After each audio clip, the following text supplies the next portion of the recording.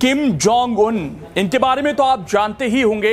पिछले कुछ दिनों से अटकलें चल रही थी कि अब जो है किम जोंग उन रिटायर होने वाला है।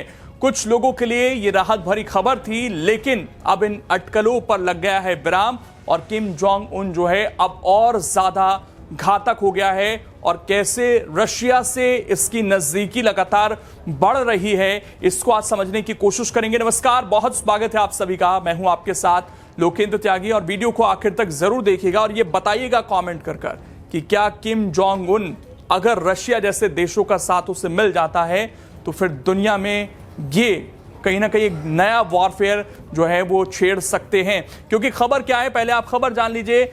उत्तर कोरिया की राजनीति में अटकलों पर पूरी तरह से विराम है। बेटी नहीं, किम को ही मिली है बड़ी जिम्मेदारी, यानी कि रिटायरमेंट से जुड़ी जो खबरें चल रही थी उन पर फिलहाल पूरी तरह से विराम लग चुका है और ये अब अपने देश के अंदर और पावरफुल बन गए हैं। उत्तर कोरिया के सत्तारूढ़ वर्कर्स पार्टी की कांग्रेस में किम जोंग उन को दोबारा पार्टी का जनरल सेक्रेटरी जो है चुन लिया गया है, यानी कि अभी ये पूरी तरह सक्रिय रहने वाले हैं।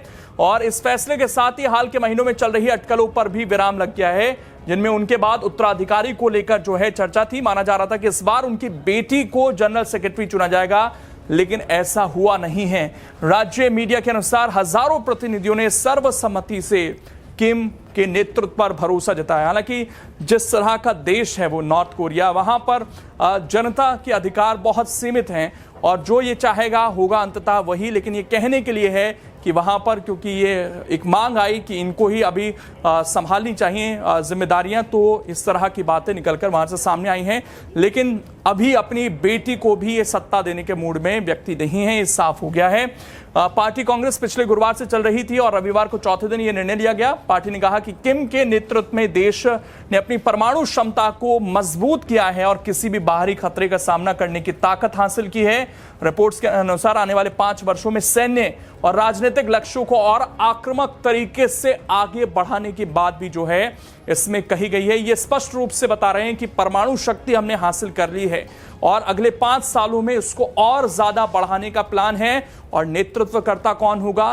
किम जोंग उन, जिसके बारे में कहा जाता है कि वो कभी भी कुछ भी फैसले ले सकता है बिना ये सोचे कि उसका असर क्या होता है। और इसीलिए दुनिया के लिए ऐसे व्यक्ति जो हैं बहुत ज्यादा खतरनाक कई बार साबित होते हैं। परमाणु कार्यक्रम पर जोर दिया है। विशेषज्ञों का मानना है कि किम अपनी परमाणु और मिसाइल नीति को और तेज करेंगे। उत्तर कोरिया पहले से ही ऐसी मिसाइलें विकसित कर चुका है जो एशिया में अमेरिका के सहयोगी देशों और अमेरिकी मुख्य भूमि तक पहुंच रखते हैं। पार्टी ने दावा किया कि परमाणु ताकत ने देश की सुरक्षा सुनिश्चित की है और जनता का आत्मविश्वास यहां से बढ़ा है। सोचिए, अमेरिका तक इनकी पहुंच बन रही है और अमेरिका के जो सहयोगी देश हैं वो कहीं ना कहीं जरूर चिंतित हैं इन खबरों के सामने आने से। और उससे भी बड़ी परेशानी जो बढ़ रही है वो ये कि रूस से इनकी नजदीकी लगातार बढ़ रही है। एक समय ऐसा था जब अमेरिका भी कोशिश कर रहा था कि किसी तरीके से नॉर्थ कोरिया को साधा जाए। डोनाल्ड ट्रंप के पिछले कार्यकाल में वो कोशिशें दिखी थी, लेकिन वो बहुत ज्यादा आगे बढ़ नहीं पाई। लेकिन रूस से नजदीकी बढ़ रही है। हाल के वर्षों में रूस के साथ उत्तर कोरिया के रिश्ते मजबूत हुए हैं। यूक्रेन युद्ध के दौरान सैन्य सहयोग दिया था और उसके बाद से ये जो दोस्ती है और ज्यादा बड़ी है। विश्लेषकों का कहना है कि किम पारंपरिक सेना को भी मजबूत करने और उसे परमाणु क्षमता के साथ जोड़ने की नई दिशा में आगे बढ़ते हुए नजर आ रहे हैं। बाकायदा रूस से जो इनकी दोस्ती है वो अब दिखती है, लेकिन अमेरिका और दक्षिण कोरिया से इन्होंने पूरी तरह से फिलहाल दूरी बनाते हुए ये दिख रहे हैं। 2019 में किम और अमेरिकी राष्ट्रपति ट्रंप के बीच शिखर वार्ता विफल होने के बाद से दोनों देशों के बीच कोई सार्थक वार्ता नहीं हुई है। ट्रंप के दूसरे कार्यकाल में भी उत्तर कोरिया ने परमाणु निरस्त्रीकरण की शर्त पर बातचीत से इनकार कर दिया कि हम परमाणु अपने खत्म नहीं करेंगे किसी हाल में। और 2024 में किम ने दक्षिण कोरिया को स्थायी दुश्मन घोषित कर दिया था, जिससे कोरियाई प्रायद्वीप में तनाव और बढ़ गया है। और ये स्थितियां फिलहाल बन रही हैं और इनके हाथ में फिर से पावर आना यहाँ पर पूरे एशिया रीजन में कहीं ना कहीं तनाव पैदा कर सकता है। साउथ कोरिया को ये बाकायदा ऑफिशियल अपना दुश्मन बता रहे हैं।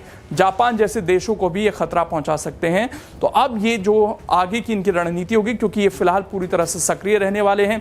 रूस से अगर इनकी दोस्ती और ज़्यादा बढ़ेगी आगे तो कुछ नए हमें घटनाक्रम जो हैं इस पूरे क्षेत्र में देखने को मिल सकते हैं। और डोनाल्ड ट्रंप अब क्योंकि जब ये साफ हो गया कि ये कहीं नहीं जा रहे हैं तो उनकी आगे की रणनीति क्या रहेगी ये भी देखना बड़ा दिलचस्प होगा।